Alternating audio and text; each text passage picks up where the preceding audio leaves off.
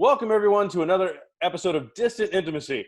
I'm one of your hosts, Curtis Shoemaker. And I'm the other host, Craig Kikowski. And we are joined for, well, the second time by the wonderful actress, producer, Sharon Gardner. Sharon was actually on our show before, but just like the game show contestant, there was a problem with one of the questions, and, well, we brought her back for another non-technical glitch episode to start all over again. So welcome, Sharon. Hi. Thank you for having me. It's great to be here with you. It's great to see you again. Fantastic. Great to see you. And after all, what is acting but pretending that it's all happening for the first time? Exactly. Precisely. It's all fresh in our minds. It's never happened before. Never. How was your weekend? If you can call it a weekend, if you still call them weekends. I do, because the weekends are distinctly differentiated from the weeks because I'm homeschooling. So Saturday and Sunday I actually get to sleep a little bit later, and we don't have the pressure of trying to accomplish 6 assignments for each different child. So by 3 o'clock. So it's actually much more relaxing. And then this weekend we had a car parade for my daughter's birthday. Her birthday's tomorrow. She turned 6, which is great. Nice. Yes, so we had a little car parade with friends coming by with posters and balloons and masks, of course, and coming to wave and honk horns and cheer her on. So that was really nice. I wonder if we're going to get bored with old-fashioned birthdays when we can go back to that again. Like, I liked it better when it was special, you know? I think for a child, every birthday is special no matter what. Okay. Yeah. I don't think they'll get bored of old-fashioned parties. I mean, my daughter had a planned one at a parkour gym, which was a really cool idea, and we had to, of course, 6-year-olds doing parkour. Yeah. Okay. Yeah. You're back. Yeah. Yeah, she was very excited, but it's not happening, alas. So make the best of it. Sharon, back at William & Mary, we were all there. I remember.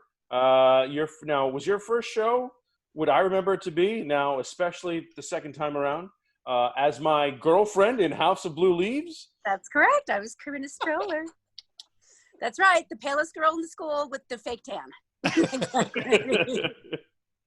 Yep. I had to go to the bins, department store in Williamsburg, and get the brand new product, Estee Lauder Self Tanner Bronzer number 8 or whatever it was, and completely shellac my body in self tanner. It was horrifying, but I think it read Hollywood Starlet, so there I was.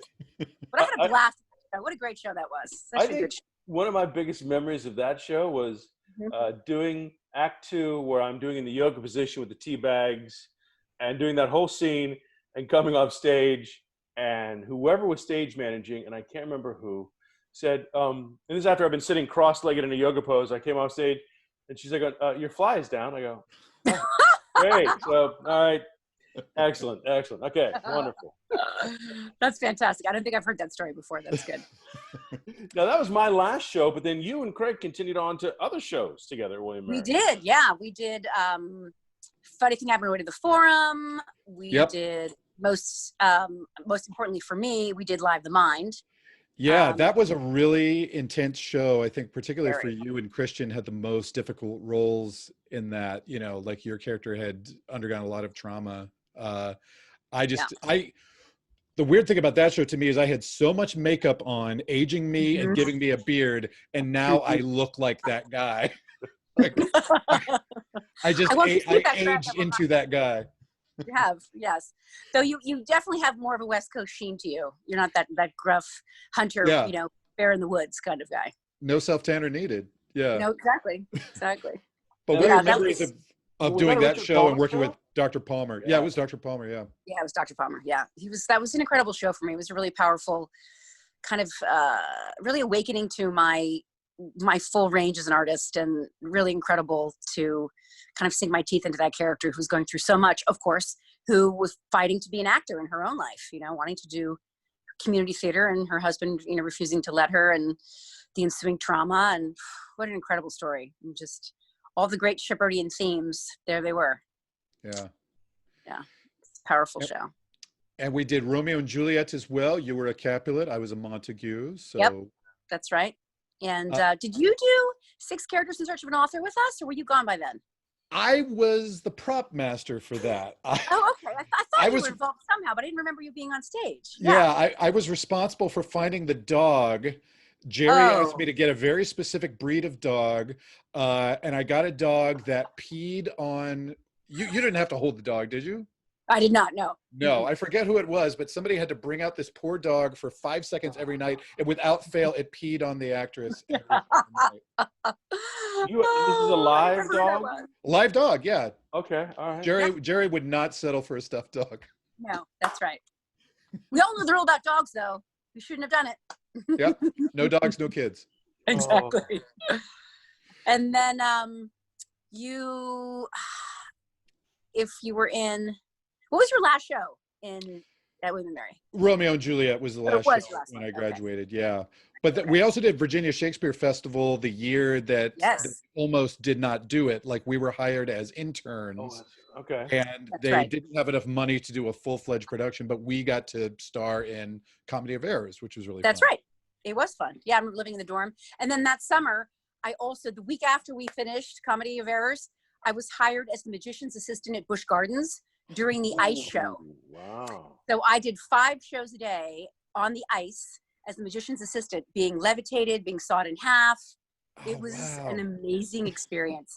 I had to buy I bought flats with rubber soles, and I went to the golf club and I got them to put spikes, golf spikes in the bottom of my shoes so I wouldn't break my neck on the ice.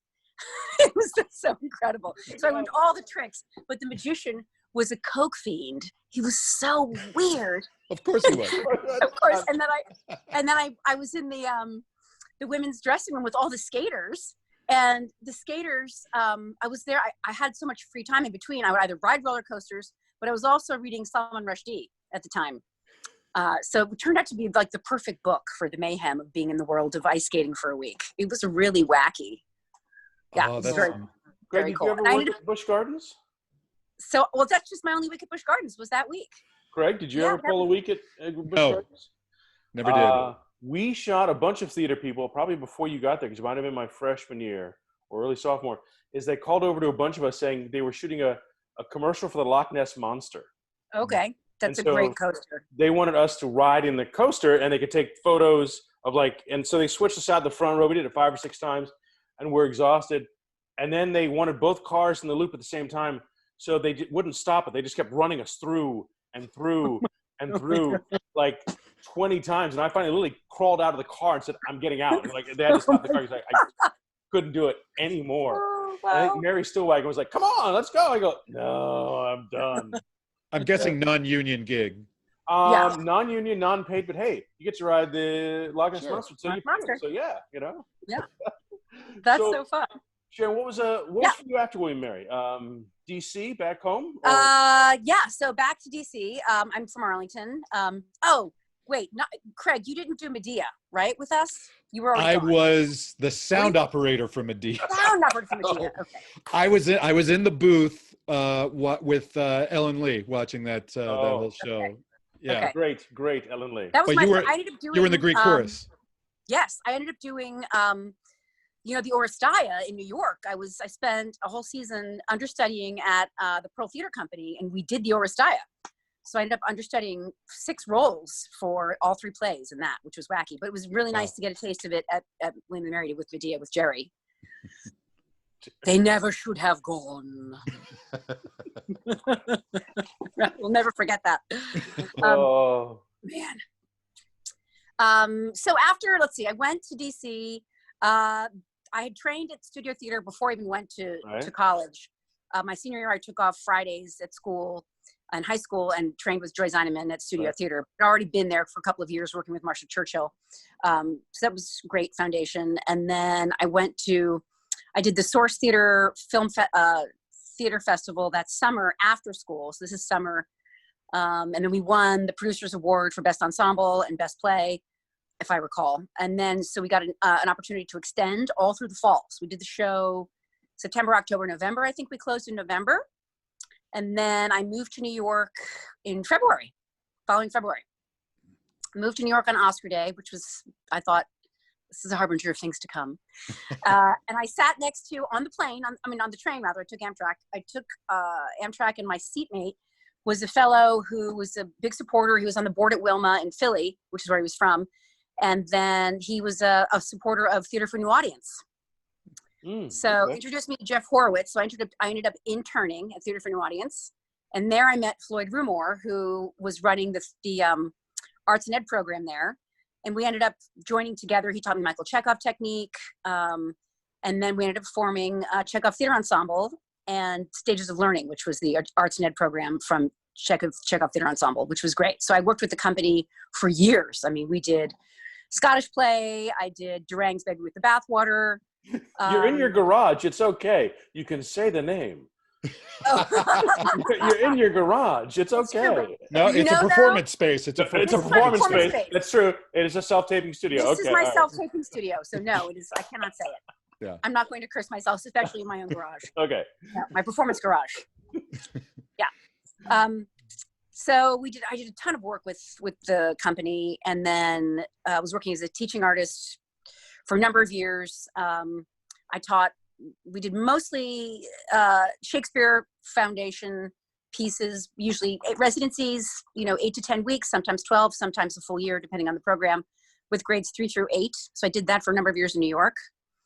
Waited tables, of course. And then I got out of the waiting table gig and started temping, and I worked at Merrill Lynch for a number of years. Yeah. As an executive.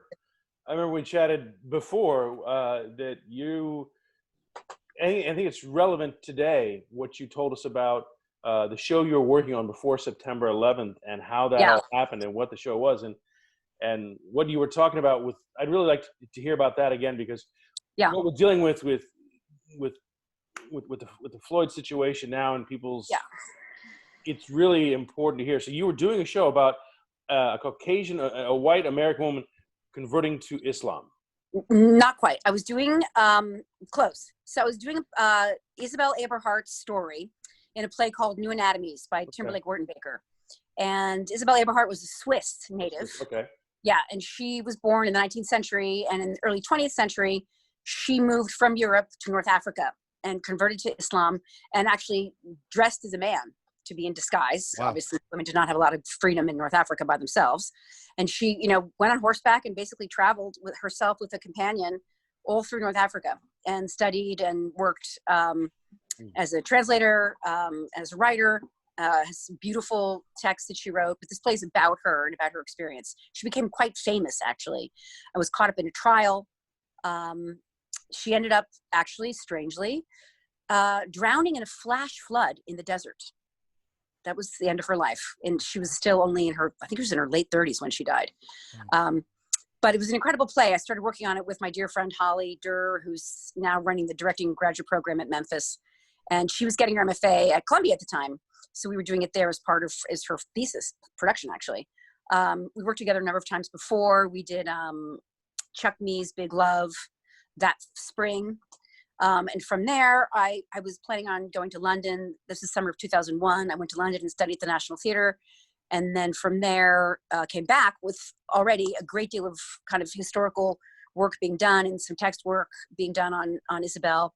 And we went right into rehearsal when I got back from London. So early August, we were in rehearsal when 9/11 happened. And 2 of our castmates dropped out, because it was an ensemble cast. They were playing multiple characters, including Muslim men, and they felt like they couldn't represent those characters.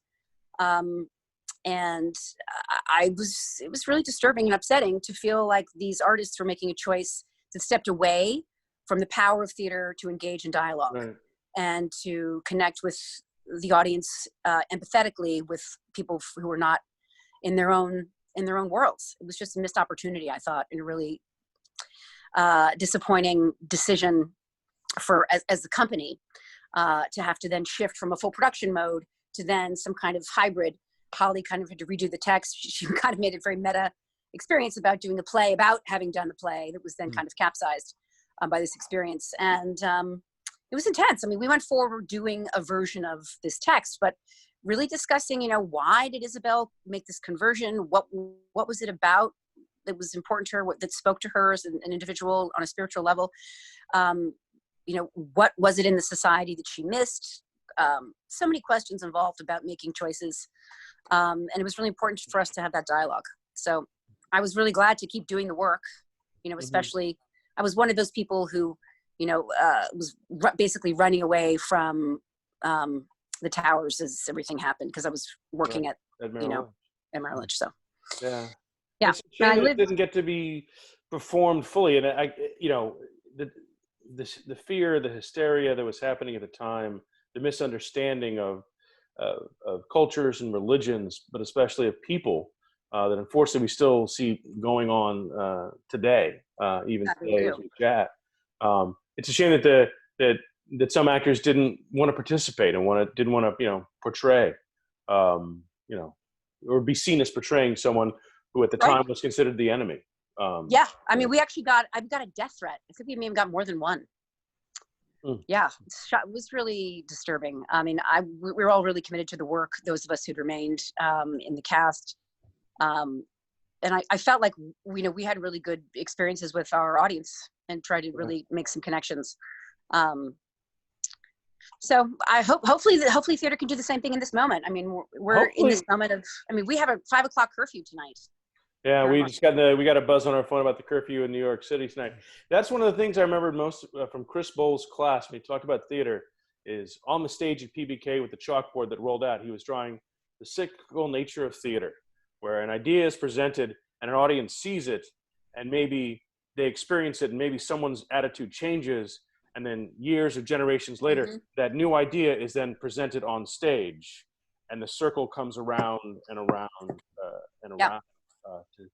To impact and change society as we go forward. So you have a curfew out in LA. Is that when you headed out to LA shortly after that? Were you done with so I moved to LA I could see you wanting to get out of New York after that experience in general, Yes. Well, yeah, 9/11 was not optimal. I mean, I lost my gig at Merrill Lynch. I had to go back to cocktailing. I was working at a bar till like 4 a.m. It was ridiculous. I was so over it by this point. I was married at the time. He was a designer and ended up losing the investors for a big project that he was doing. Also in 9/11, and it was really a time of kind of retrenchment, and then real deep kind of reconsideration of what my goals were. And I ended up doing a film the following year, that fall of 2002 in DC. And then on the back of that tape, I'd gotten a manager a couple of years before doing the Chuck Me play. And the manager set up meetings for me in LA. So I came out for pilot season in 2003. And then I had really terrific meetings with folks, but I had no tape because the director was like, it was so precious about the material. She's like, I can't let anyone see it. I'm like, they're just agents. They're in the business. You're allowed to share it with people in the business who are agents. That's part of the code. No, the art of it. No, it's not finished. The art. Right. Exactly. So I ended up getting no tape, I was like, LA. So I ended up moving to LA in fall of 2003. But you've been out there. I mean, you've been doing obviously the films, the Modern Family, the NCIS. So you're making it work. Yeah, I love being in LA. I mean, I really do. There's a great artistic community here.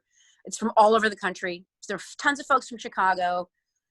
Craig, as you know, of course, there's a ton of folks from Texas, from Boston, from Atlanta, from Seattle, from Portland, from Philly, DC, New York. It's a great big melting pot. I think the artistic community I've had the pleasure of working with here has been really solid. It's been great. I mean, I love the fact that we have more space for our money, right, and more light. That's nice. I like driving.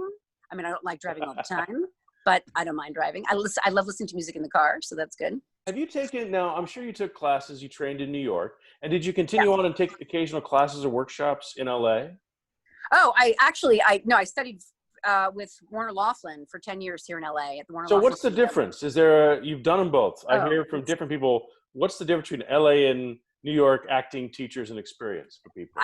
That's a great question. I think that it really depends on whom you choose, but I suspect that the typical training background is in LA, still is New York, as far as I know, basically a theater model. You get your text, you go away, you rehearse with your scene partner, you come back, you present in front of a teacher who purports to be or acts as the director, and then you do the scene a couple of times, and then you move on and you grow. It's, you know, ostensibly in the process.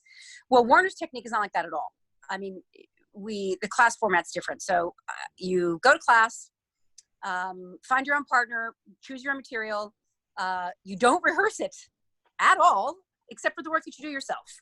And Warner has a fantastic technique that she's developed that really, it's imagination based and really dovetailed beautifully with my Michael Chekhov work, and all the work we did in school and also at studio. But it is avowedly not method. And it's really imagination based. We're developing a real strong character history and a base human emotion. And her book is fantastic. It came out, when was it? January 19 or January 18, her book came out, and I highly recommend it. So since you've done Chekhov and studied with her, are you like every actor I know? And when I coach actors here in New York, I go, take something from everything, whatever works for you in this moment, this scene, this, you know, this script. Use whatever you can. Use every tool. Don't just like focus on the one. Oh yeah, personally, that's what I do. Yeah, that's, she encourages that as well. Take it from everybody. Learn, you know, don't, Absolutely. I've had tons of teachers over the years. I mean, I find that Warner's technique was really applicable because it just, the work in the class was useful. It was really made for working on set. It's a film and television class. So you go away, you do your own work on your own character. You come to class, never having rehearsed with your scene partner before, because I didn't go to having worked with her before. Rocky's not going to give me a rehearsal, right? So, exactly. So you're doing your own work, and you come to class, and then you run it once to see how it goes. Make sure you have, you know, all of your given circumstances, your relationship, your history, your moment before, all your, you know, your intentions, your thoughts, and then you let the feelings come as they may. You know, I mean, it's about, you know, living in the moment. Right. You know, and this soul that you've created. I mean, our characters are so complex. They're just as, you know, deep and rich as we are. There's no way to scratch, you know, ever get to the bottom of it all, really. So you run the scene once, and then you get some observations from the class and from the teacher. In this case, it was Warner, because I was in her class specifically. And then you do it again, see what happens, see how it shifts. If you change the prior moment, see if you have a different base of human emotion, how it shifts, you know, the things that you've loaded in the script. Like, you know, let's say, for example, I have a notebook and I'm using a notebook in the script. Well, if I endow this notebook with the magic of that my grandmother gave it to me, it's going to have a lot more meaning than if it's just a notebook I bought at the Five and Dime, you know, yesterday. Right. So, I mean, just finding the opportunities to create the meaning and the value in the script, you know, deeper than what's even there. You know, the text is the blueprint. Right. Now, didn't she, I think last time in our other non-existent ethereal show that we did, wasn't she who introduced you to your partner for the latest project you did, Sin City Psycho? Is Psycho. that yes, Sin exactly. City Psycho, right, with Pauly Shore. Now, That's right. I have watched. I don't know if Craig has gotten around to seeing it yet. He added it to his queue. I added it to my queue. Okay. Thanks. I had a great time with Pauly. So yeah, Warner, she connected us, and I auditioned for Pauly at the Comedy Store, and we had a terrific time. We were up in the smaller space upstairs, and it was great. I mean, it was basically we ran the film for my audition. Like, he was completely off book. We did it completely. You know, he was very respectful and said, you know, can I do this? Can I do that? And I said, yes, of course. And let's try to approximate, you know, the intensity of the script as much as possible. That's how you're gonna know if I can do a good job or not. So let's try it. It's available. It is available on Amazon Prime if you're part of your Amazon Prime membership for free. And I'm sure we're all Prime members these days, so check it out. We got nothing else to do. I know, exactly. We're all, you know, we got nothing else to do, you know. Yeah, I had a great time shooting that with Pauly. He was really generous and collaborative, and we had a really good time. Was that shot? I was curious. Was that shot in Vegas with the strip in the background, or yes? Did you just? Oh, okay. I was wondering. Yeah, we were at the Tropicana. Oh, okay. Oh, that's fun. Yeah. It was super fun. Yeah, it was great. That was a beautiful suite. I mean, it was a really fabulous suite. We took over one of the restrooms for makeup and hair in the master bedroom, but there was another restroom within the kind of this, you know, high roller suite lounge itself, which was super fun. It was great. We had a great time. Yeah. We shot, let's see, I went to set at 6. We started work at 8 and we wrapped at 4 in the Wow. Yeah.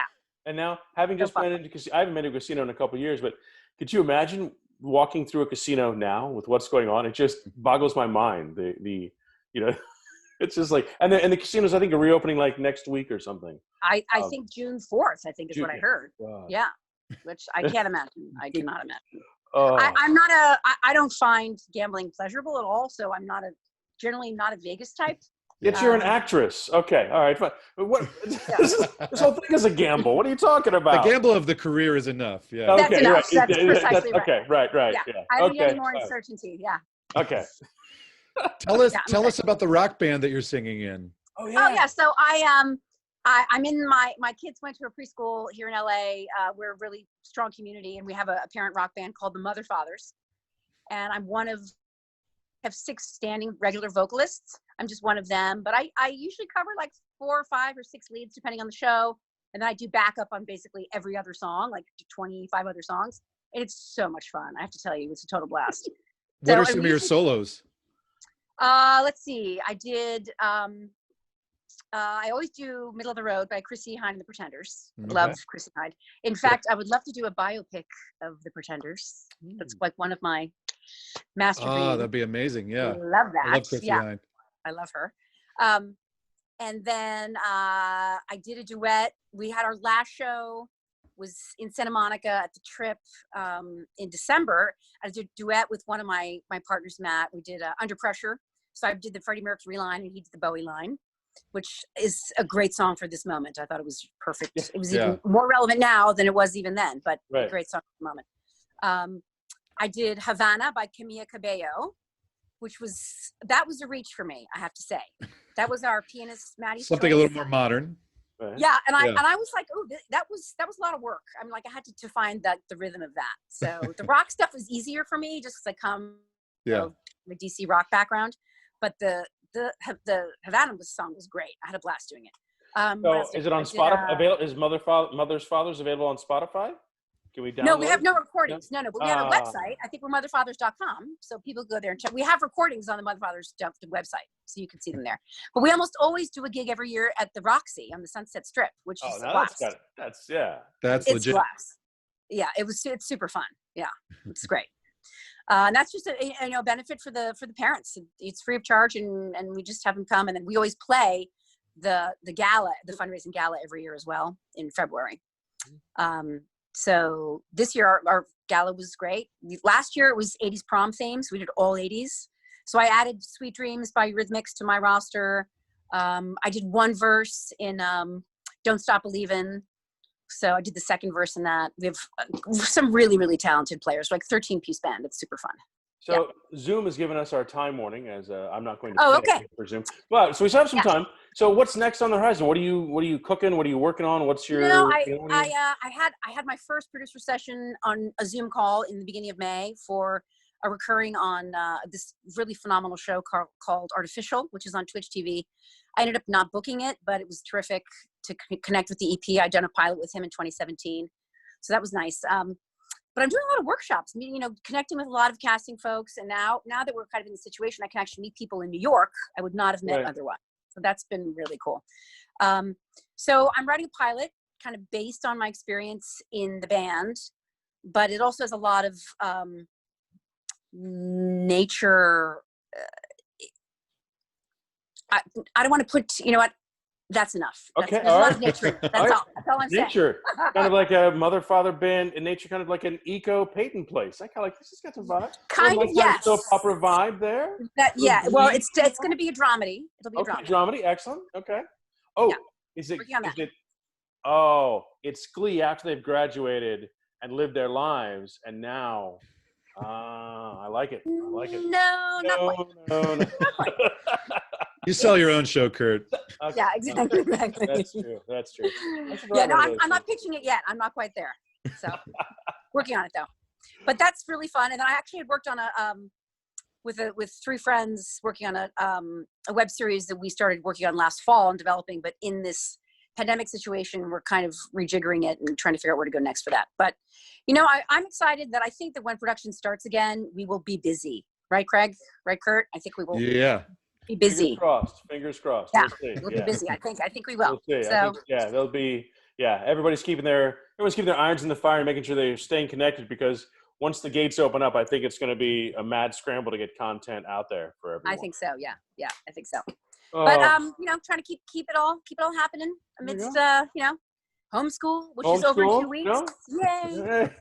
You're almost free. It's almost summer. You're almost free. Almost free. Now you just have to raise them for the rest of their lives. So that's that's right. That's it. That's right. But they're a joy. They're a total joy. So I love it. Good. Yeah. Sharon, as we wrap up, we've asked everyone the same question. Some like you, we've asked twice too. So, but we end all of our sessions with the same. And just for the record, I have been in contact with Trish Wesp, so she has started seeing these things. So she knows of her upgrade position at St. Theater. So, Sharon Gardner, if heaven exists, what do you want to hear Trish Wesp say to you at the pearly gates? Okay, so I was I love costume, I love fashion. However, I'm not an expert at rendering fashion. So the dress I made for myself in costume class was not a great fit. So I think a dream come true for me would be able to have a beautiful piece of fabric, have a sewing machine, be able to make something that actually fits someone perfectly. That would be really nice. So it would be great if I could make something, put it on someone, and Trish would say, "Ah, that's a great fit." A great fit. Oh, Sharon, thanks for coming out and playing with us. Thanks, tonight. Sharon. Thank you. Great to see you. Great to catch up. So glad you guys are doing well and staying safe. This has been another episode of Distant Intimacy. Everybody, stay safe out there, and we'll see you soon. Okay. Bye-bye, everyone. Ciao.